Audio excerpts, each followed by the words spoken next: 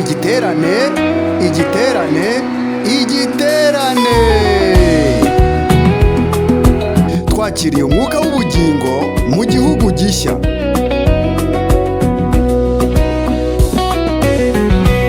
Banyarwanda, banyarwandakazi, nyuma yo gusezerera ibishaje tukinjira mu bishya, kuvuma akaringa no kurema igihugu gishya muri Kristo Yesu, abagore bahishuye b'ububyutse twongeye kubatumira mu giterane cyo kwakira umwuka w'ubugingo mu gihugu gishya.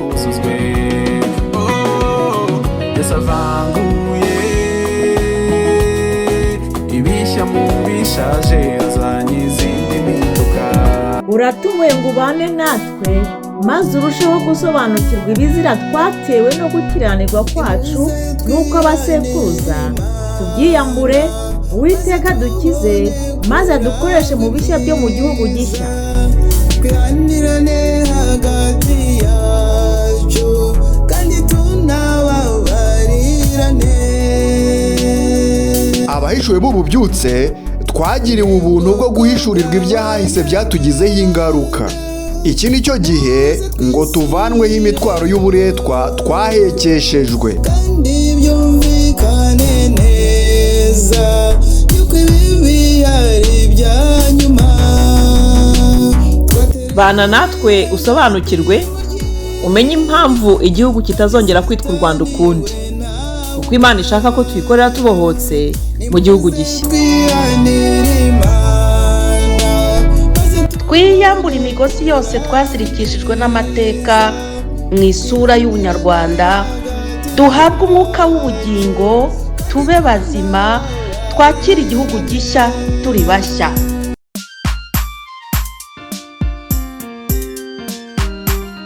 Tuzatangiza kandi mu gihugu gishya igicaniro gicanira igihugu gishya n'itorero, maze Yesu Kristo yime ingoma ye. Turaje ingabo za Yesu. Iki giterane kizaba kuva tariki ya mbere kugeza ku ya 7 Nyakanga 2026 mu buryo bw'ikoranabuhanga, kuva saa 9 z'amanywa ku isaha y'i Burayi no mu biyaga bigari. Imana bazivugije natwe turitabye.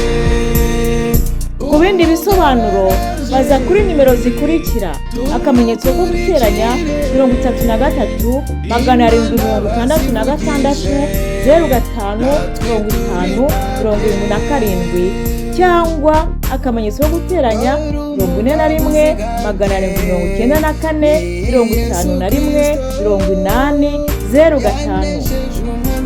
Tubahaye ikaze, Imana ibahe umugisha.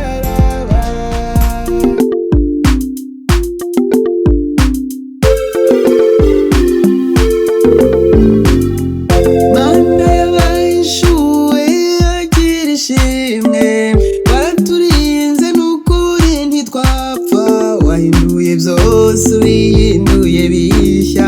Agira ishimwe Mana y'abahishuwe, wahinduye byose ubihinduye bishya. Wahinduye byose ubihinduye bishya. Akira ishimwe Mana y'abahishuwe. Haleluya.